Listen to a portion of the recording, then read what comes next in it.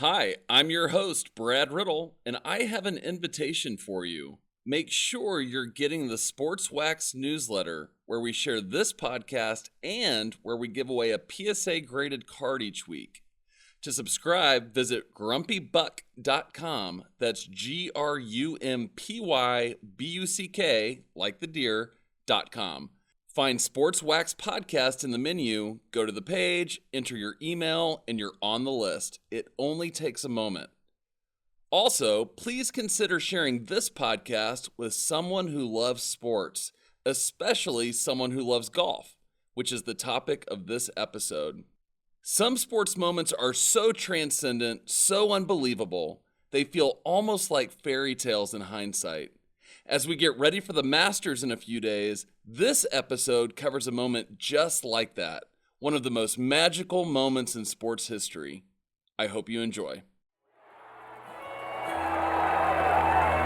The Augusta National, golf's greatest stage. The Masters, a tradition unlike any other. It's April 13th, 1986, Sunday at the Masters. It's a beautiful day in Augusta, Georgia. Ideal temperature, plenty of sun, just a little wind. It's perfect. The leaders are making their way through the front nine as Brent Musburger opens the broadcast for CBS. He's telling the viewers about the weather, the announcers spread across the course, and the contenders from around the world who sit atop a crowded leaderboard. There's Spain's Seve Ballesteros, who's already won 2 Masters. Australia's Greg Norman, one of the best players in the world. And Tom Kite, who finished second at the Masters just 3 years ago. Here's the thing, though. Musburger's talking about the weather, the announcers, and the contenders, but not once has he mentioned the guy who will actually win the tournament in just a few hours. The players and announcers, the people in the gallery, everyone watching at home, they're about to witness the greatest back nine in golf history, and no one has a clue.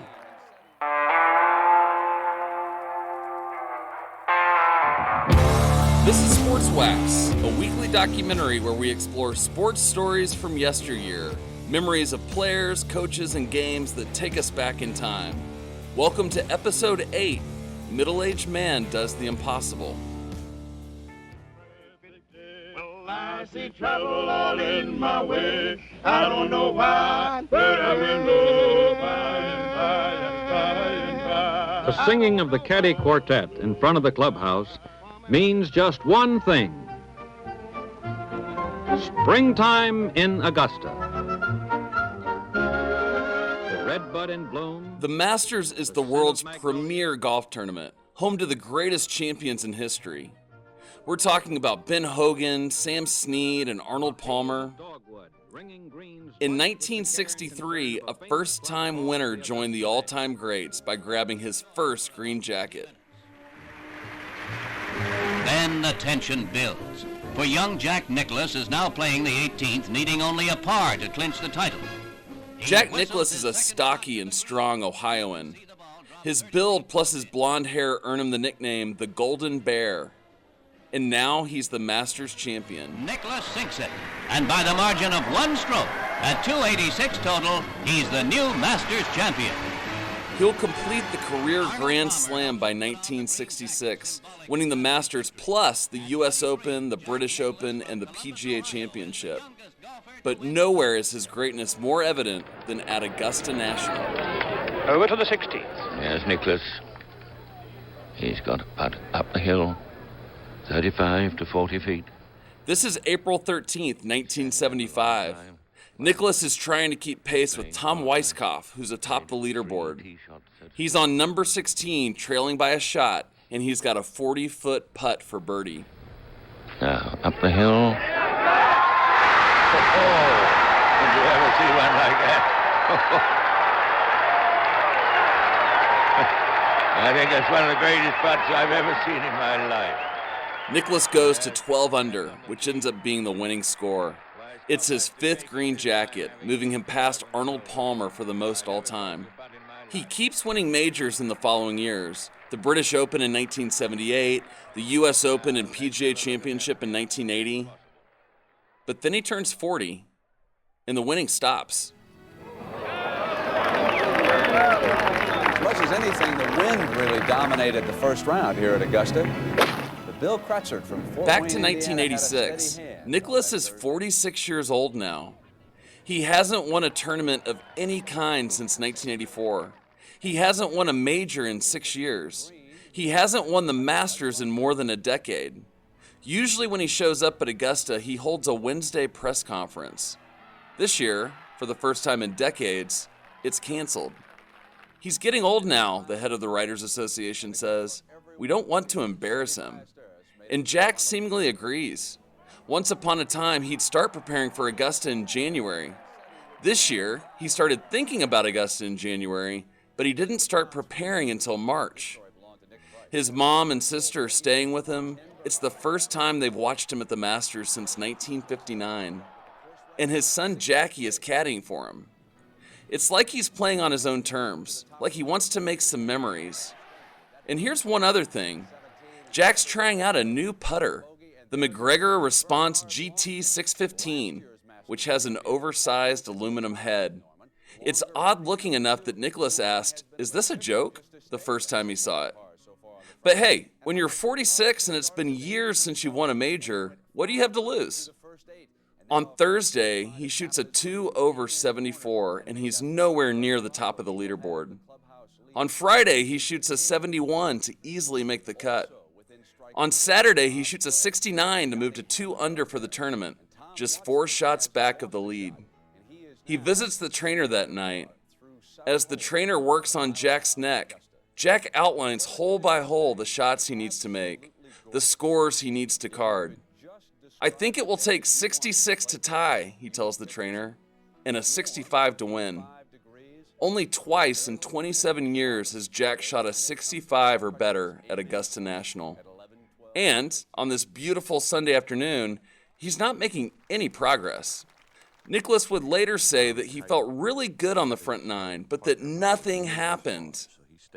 But now comes the back 9. Drops back to 7, we go to 10. Earlier, Jack Nicklaus for birdie to go 4 under par.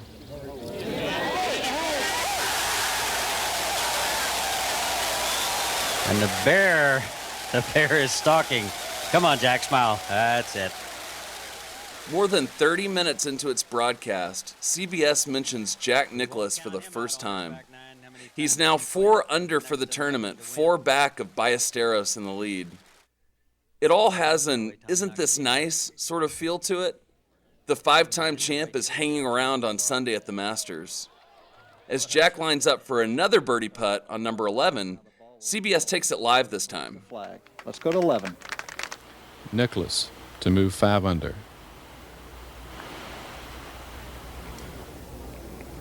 Is it enough? Is it enough? Yes!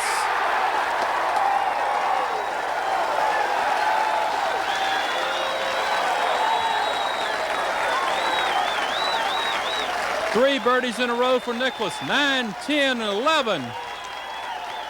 Now it's getting fun, right? That's 5 under. But it's not all good fortune on the back 9 for Jack Nicklaus. On the par 3 12th, his tee shot lands off the green, leaving him a tough chip.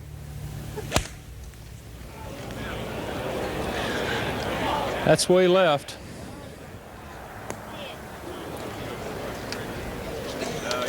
I have a feeling Jack was probably trying to play the shot safely. He just pulled it from where he was aiming. That's a bogey at number 12. Back to 4 under with just 6 holes to play. After Jack birdies 13 to get back to 5 under, CBS's Ken Venturi laments what might have been if he hadn't bogeyed 12. And I guess all the way home now to the 18th, he will hear this same applause in tribute of a 5 times master champion and his Valentine today at 4 under par. A tribute well deserved. As the announcers are talking about the valiant effort as though his charge is over, Jack pars number 14 to stay at 5 under. And then the most important few minutes of the tournament unfold. Golf is unique. In football, you line up directly across from your opponent. In baseball, you stand in a batter's box 60 feet away from the pitcher. In basketball, hockey, and tennis, you share a court or rink with the competition. But that's not the case in golf. In golf, you can be neck and neck, head to head with someone that you can't even see. It creates a different kind of competitive psychology. You're left to look at the scoreboard between holes, to ask someone in the gallery for an update, to stand over a putt and hear a roar in the distance and wonder, did I just lose the lead? That dynamic will play out over and over again this afternoon. Just about where Watson drove it. We go to 15. Jack Nicklaus has 200 yards, and he never needed an eagle more. So Jack's sitting 200 yards from the green on the par 5 15th. As he gets ready to hit, he turns to his son, Jackie, his caddy, and says, "Do you think a 3 would go a long way here?" What he's saying is, if I can eagle this hole and move to 7 under, we're right in the thick of things. Here's the shot.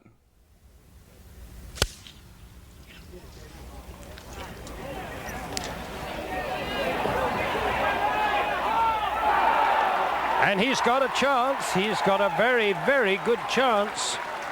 He's on the green in 2 with a long putt for eagle. Listen to Ben Wright call it for CBS with one of the great sound bites from golf history. And he will wait for absolute quiet. And this to go 7 under par.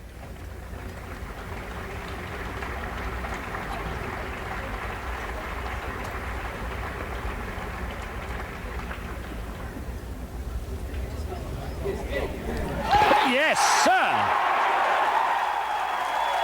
The battle is joined. My goodness. There's life in the old bear yet. Magnificent stuff. And that information will percolate back to Seve Ballesteros as he goes to the 15th tee, where he will have to wait. Back on the 15th tee box, Seve Ballesteros and Tom Kite can no doubt hear the roar. Seve's leading the tournament at 9 under, and Kite's not far behind at 7 under. They both hit monster drives, both going for the same eagle that Jack just carded. Nicklaus is moving to the par 3 number 16. Here's his tee shot as called by his old rival Tom Weiskopf and a young Jim Nance. No, seriously, he is just going to fire this right at the pin. He's going to think, Jack, this is time right now. Make the swing that you are capable of making. Stay down, accelerate through the ball, make a good golf swing. Your destiny is right here.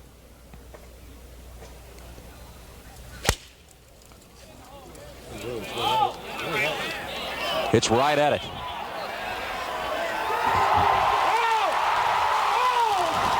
Oh, my. His shot lands just feet above the pin and rolls back inches from the cup. 46-year-old Jack Nicklaus taps in a 3-foot putt to move to 8 under, just one shot off the lead.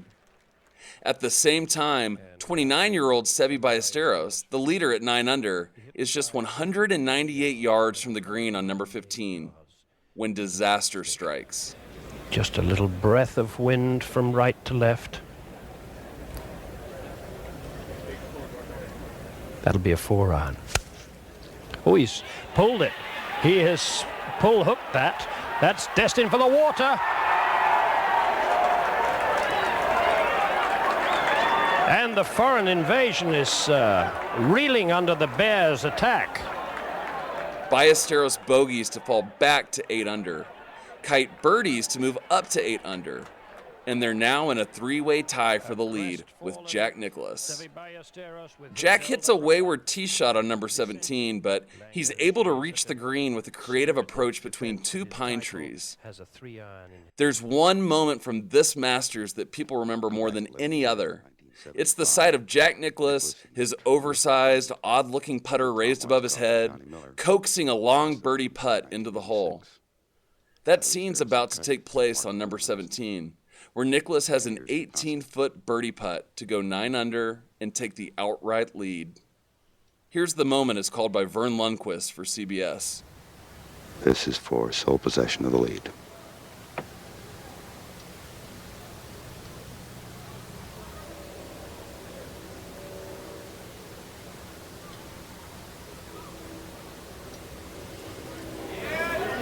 Maybe.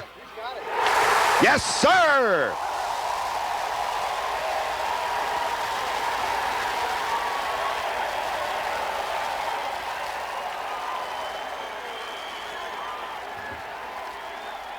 There's something special about the Sunday afternoon walk up the 18th fairway at Augusta. Just days earlier, Jack Nicklaus might have imagined making this walk somewhere in the middle of the pack, the crowd standing and cheering to honor his lifetime of accomplishments. Today, at this moment, he makes the walk to the green as the outright leader at 9 under, his ball in good position for a 2-putt and a par. His first putt leaves him inches short, and then he taps in to finish the incredible round. Here's the call from Ken Venturi and Pat Summerall of CBS.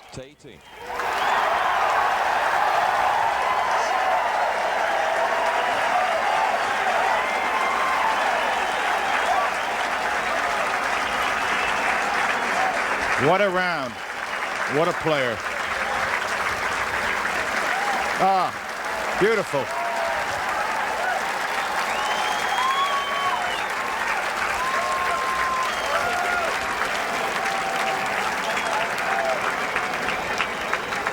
That tells it all right there. It really does.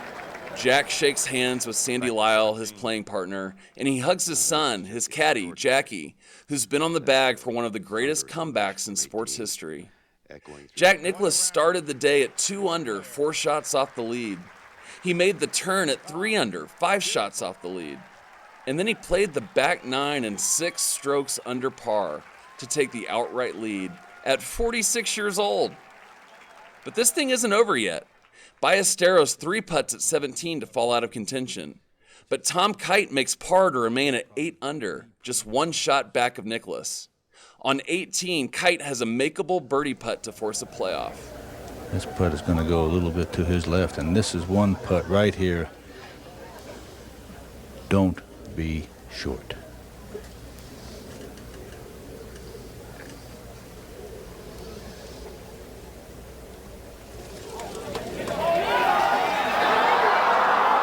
Short. He had to hit it. It lost its speed, took the break. The only thing it lacked was a little more speed.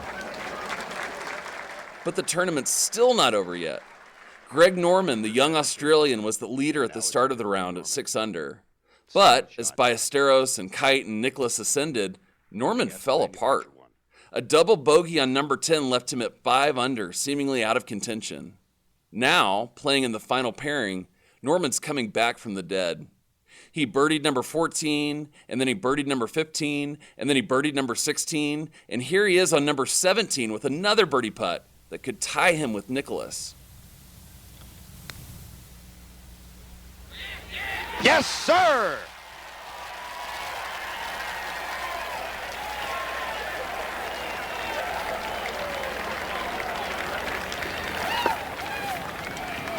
My gracious, what a day. Pat Summerall and Ken Venturi reflect on just how incredible this Sunday round has been. Well, Ken Venturi and I were just talking. I can't remember, and I've been here 19 years now. I can't remember a Masters like this. I came here, my first Masters was in 1954, and I have never seen, I can't remember a golf tournament to top this one. All Norman needs is a par on 18 to force a playoff that would start on the 10th hole. A birdie wins it for him outright. Nicklaus is in the Bobby Jones cabin near number 10 watching on TV as Norman hits a perfect drive. There's a crowd gathering at the 10th green anticipating the playoff. But then comes Norman's approach shot. Look out right side. Look out right gallery. Way back into the gallery. To the gallery. Right of the bunker. Way back in the crowd. He will have to call upon all of the talents he had at the beginning of the round, Pat, where he saved par at the first, the second, and the fourth holes. He now is faced with one of the most difficult little pitches down the hill you ever saw, and there's the dejection that you see. Norman's in big trouble here. After a bump and run chip down the hill and onto the green, Norman's left with a 12-footer for par, and he misses.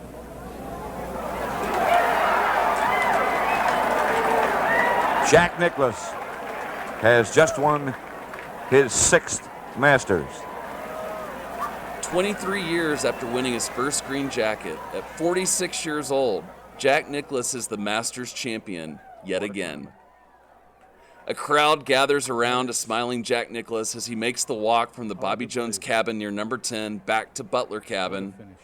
In an interview with Brent Musburger and Augusta National Chairman Hord Hardin, Jack reflects on what it all means. They all are, but this one certainly at age 46, and there's many people have said in December of my career, it's got to be as big as any of them. That's for sure. And you know, this to win the Masters tournament, Hard, people don't realize that the way you set up this golf tournament, the way you set up the golf course, the way you have the pin placements, the way you have the speeds of the green, it's really, frankly, is a young man's tournament, because you really have to have super nerves to be able to putt the greens. They are very, very difficult, and it's a matter of not only playing good golf but being able to compose yourself, and I was able to do that this week. Great. Last year's champion, Bernhard Langer, puts the green jacket on Jack Nicklaus. It's his last Masters and last major championship, and what a way to go out. As the CBS broadcast signs off, pro shops around the country are flooded with phone calls. Everyone has the same exact question. Do you have that putter? As the sun sets over Augusta, Georgia, Ken Venturi and Jim Nance, two of the broadcasters from the CBS team, run into each other. You may one day live to see 50 of these, Venturi tells Nance, but you will never see a day like this ever again around Augusta National. It's been 39 years, and so far, that statement is true. We've yet to see anything like it.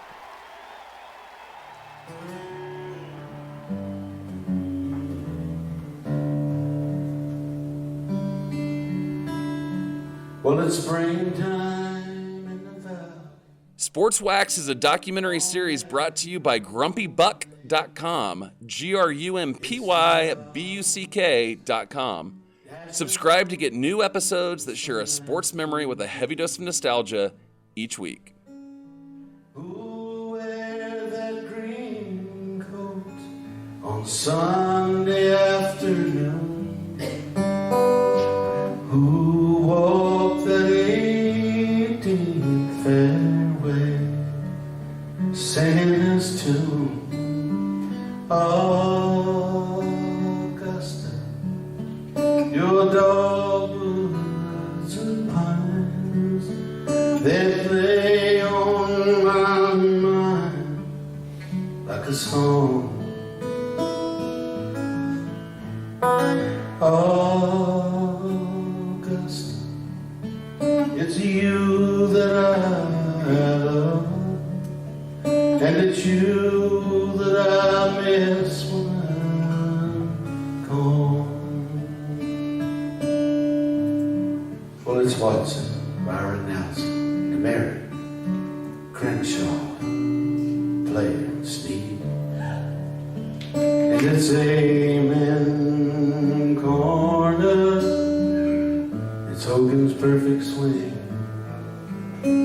it's Saracens double eagle at the 15th and 35, and the spirit of Clifford Roberts that keeps it alive.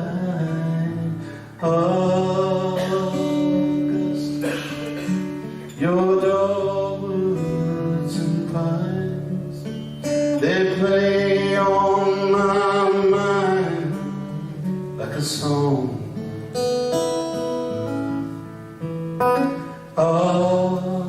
Augusta, you know it's you that I love, and it's you that I miss when I'm gone.